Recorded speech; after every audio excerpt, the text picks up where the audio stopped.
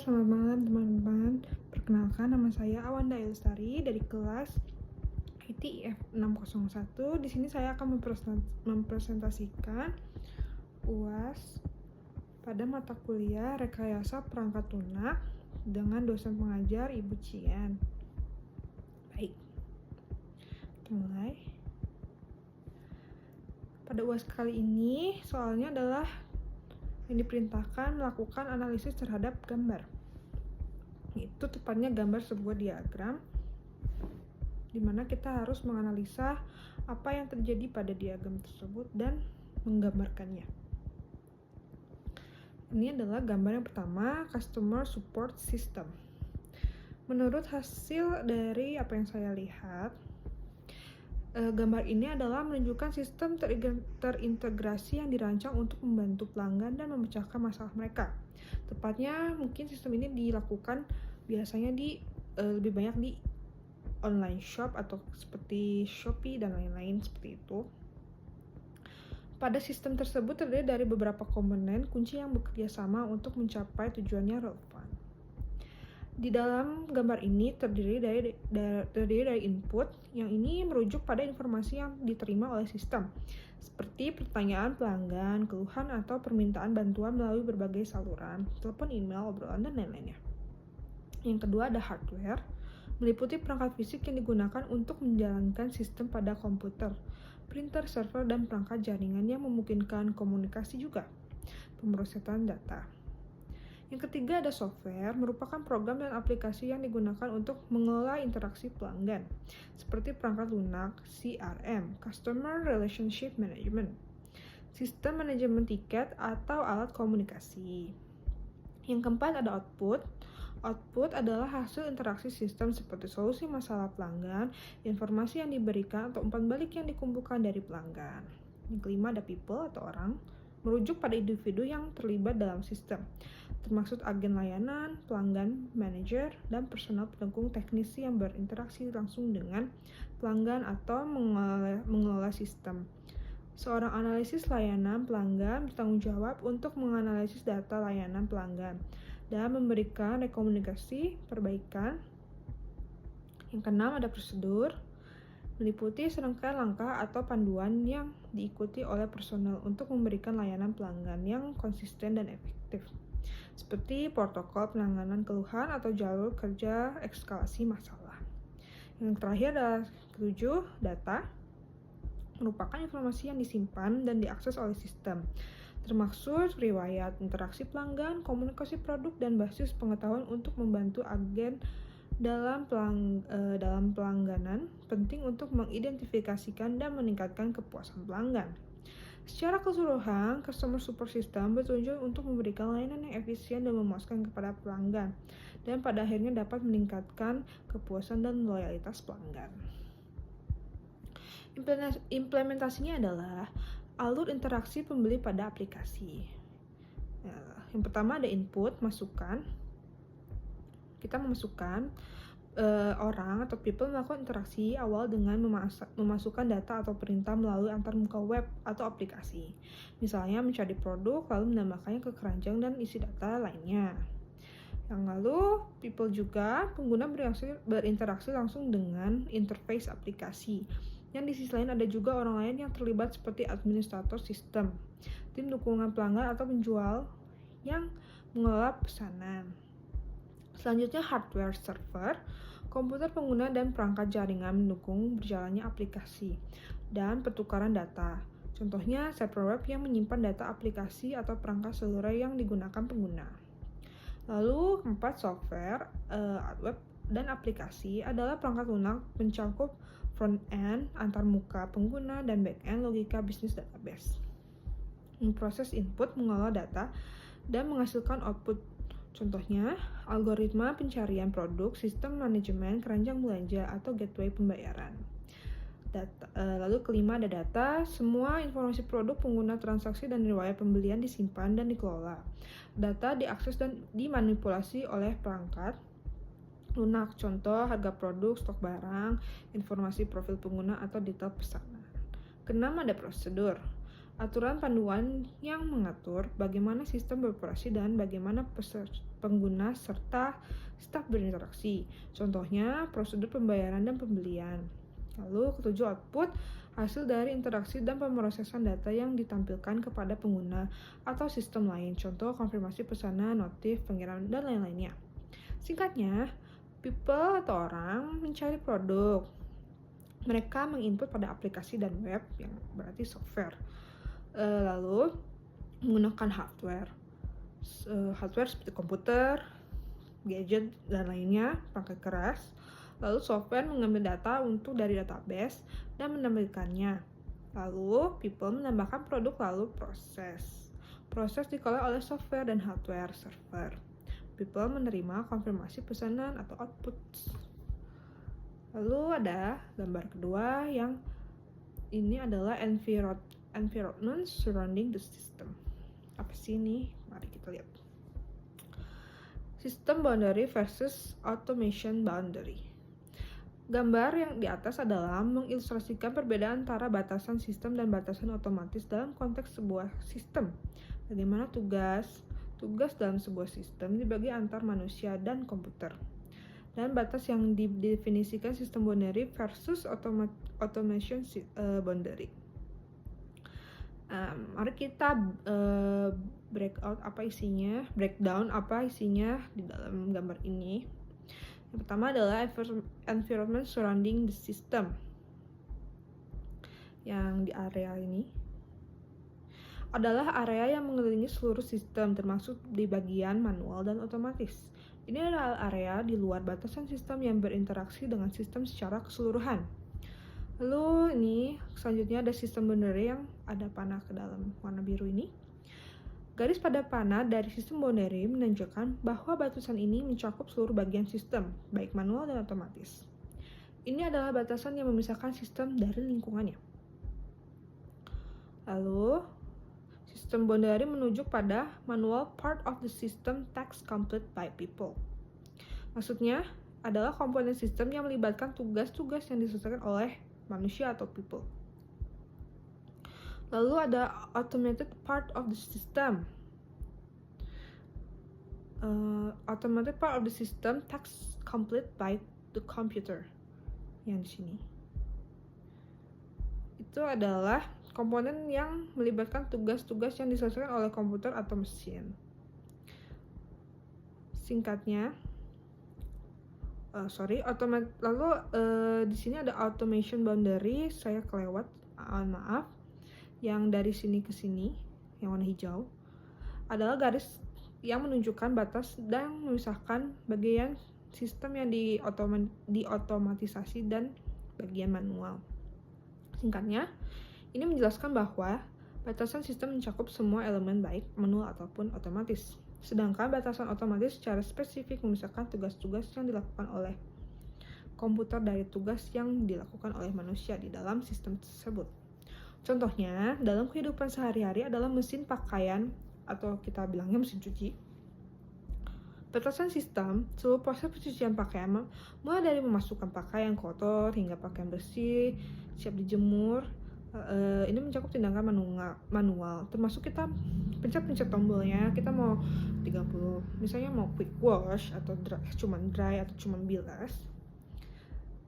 Ini tindakan yang kita lakukan secara maksudnya by manusia yang tidak manual. Dan tindakan otomatis siklus pencucian dan pembilasan. Lalu ada batasan otomatis, bagian dari proses yang dilakukan secara otomatis oleh mesin cuci seperti mencuci dan pembilasan. Implementasi sederhana, Anda secara manual memasukkan pakaian dan deterjen ke mesin cuci manual part of the system serta memencet tombol-tombolnya. Kita perlu pencet ya tombolnya. Kemudian mesin cuci akan secara otomatis menjalankan siklus pencucian dan pembilasan. Automated part of the system. Lalu selanjutnya yang paling umum juga adalah penggunaan ATM untuk transaksi bank.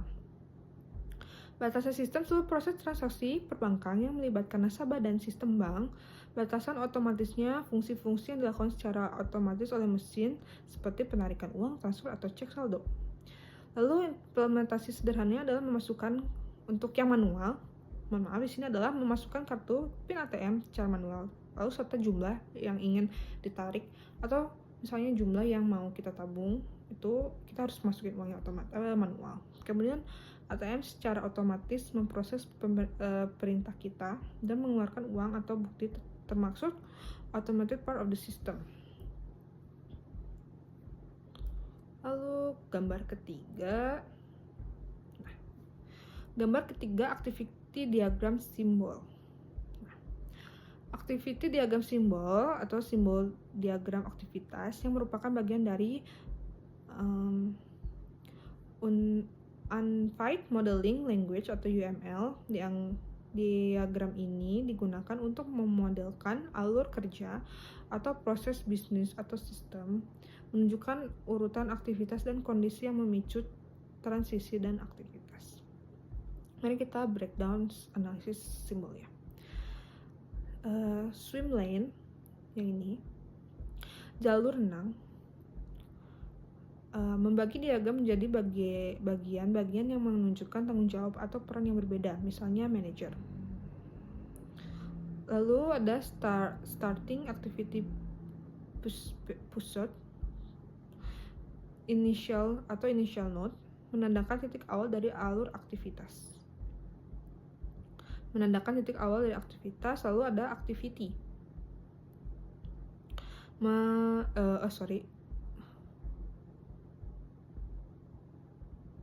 Harusnya saya salah ketik, harusnya transition arrow dulu ya. Menunjukkan aliran atau urutan dari suatu aktivitas ke aktivitas berikutnya. Lalu activity. Baru gitu, activity yang mempresentasikan langkah atau tindakan yang dilakukan dalam proses, misal review financial atau prepare report. Lalu transition arrow. Transition arrow menunjukkan aliran atau urutan dari suatu aktivitas ke aktivitas berikutnya. Terus ending activity atau pursuit final node menandakan titik akhir dari seluruh aktivitas. Lalu kesini ada synchronize bar atau join, menunjukkan bahwa beberapa alur paralel harus selesai sebelum alur aktivitas dapat melanjutkan ke aktivitas berikutnya. Ini sama, yang ini join, ini yang tadi split, yang baru selanjutnya join. Synchronous bar join menunjukkan bahwa beberapa alur paralel harus selesai sebelum aktivitas dapat melanjutkan ke aktivitas sebelumnya. Ini synchronization bar split menunjukkan bahwa alur aktivitas terpecah menjadi beberapa alur paralel yang dapat berjalan secara bersamaan. Lalu synchronization bar menunjukkan bahwa beberapa alur paralel harus selesai sebelum alur aktivitas dapat melanjutkan ke aktivitas berikutnya. Nah, kemudian ada decision activity, mempresentasikan titik di mana ada keputusan yang harus diambil yang mengarah ke jalur aktivitas yang berbeda berdasarkan kondisi, misal ya atau tidak, yes atau no. Lalu yang terakhir ada another way to show decision atau alternatif presentasi untuk titik keputusan.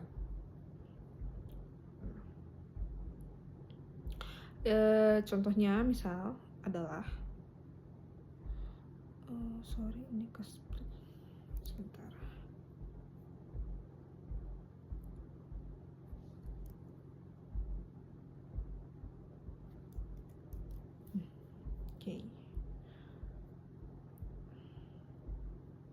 Contohnya adalah diagram aktivitas diimplementasikan dalam berbagai skenario untuk memodelkan proses seperti yang pertama, sistem pemesanan online. Starting activity-nya adalah pelanggan membuka aplikasi atau situs web. Lalu activity-nya pilih produk, masukkan detail pengiriman, pilih metode pembayaran. Decision activity-nya adalah pembayaran berhasil jika ya, lanjut ke konfirmasi pesanan, jika tidak kembali ke pilihan metode pembayaran. Lalu synchronization bar split, setelah dikonfirmasi pesanan, lalu dapat terpecah menjadi siapkan barang dan kirim notifikasi ke pelanggan. Ending activity-nya adalah barang terkirim dan diterima pelanggan. Lalu ada yang kedua, proses pengajuan cuti karyawan. Swim lane, karyawan manajer departemen atau HRD. Starting activity-nya adalah karyawan mengajukan cuti. Lalu activity-nya, maksudnya karyawan mengisi formulir cuti. Lalu transition era masuk ke kirim ke manajer, activity manager meninjau pengajuan cuti. Decision activity-nya setuju atau tidak. Dikirim ke HRD, jika tidak beritahu karyawan, activity HRD memproses cuti, lalu ending activity-nya disetujui atau ditolak. Yang keempat yang terakhir, activity diagram that's model a workflow. Maksudnya adalah menggambarkan alur kerja pemesanan, kuotasi atau penawaran, melibatkan 4 entitas utama: pelanggan, tenaga penjualan, ahli, teknisi, dan sistem. Alur kerjanya dan rinciannya seperti ini. Pelanggan meminta kuotasi. Alur dimulai ketika pelanggan memulai proses request quote, meminta kuotasi. Yang kedua, pengembang persyaratan oleh tugas penjualan. Ini permintaan kuotasi diteruskan ke tenaga penjualan yang kemudian develop notes of requirements, mengembangkan catatan persyaratan. Ini. Lalu decision-nya, permintaan bantuan verifikasi persyaratan. Tenaga penjual memutuskan apa perlu ask help atau meminta bantuan dari ahli teknisi. Jika ya, ahli teknisi akan cek requirements, memberikan persyaratan untuk memastikan kelayakan teknis. Jika tidak, tenaga penjualan langsung melanjutkan ke tahap berikutnya. Input data ke sistem. Ini. Baik tenaga penjual jika tidak memerlukan bantuan maupun ahli teknis, setelah memeriksa persyaratan akan enter data into system, memasukkan data ke dalam sistem. Data yang dimasukkan ini menjadi dasar untuk perhitungan kuotasi. Yang kelima, perhitungan kuotasi oleh sistem. Setelah data dimasukkan secara otomatis akan calculate quote, menghitung kuotasinya. Lalu peninjauan kuotasi oleh pelanggan. Kuotasi yang telah dihitung kemudian dikirim kembali ke pelanggan untuk review the quote atau tinjau kuotasinya. Keputusan perubahan oleh pelanggan memutuskan apakah change required atau perubahan diperlukan. Jika ya, lalu kerja kembali ke tenaga penjualan untuk develop notes of requirements, mengembangkan catatan persyaratan. Lagi, memulai siklus penyesuaian. Jika tidak, pelanggan melanjutkan ke tahap berikutnya. Lalu, penerimaan kuotasi sebagai pesanan. Jika tidak ada perubahan yang diperlukan, pelanggan akan accept quote as order atau menerima kuotasi sebagai pesanan. Menandai akhir dari alur kerja dan pesanan berhasil dibuat. Terima kasih. Baik teman-teman, sekian dari saya. Mohon maaf jika ada kesalahan. Selamat malam.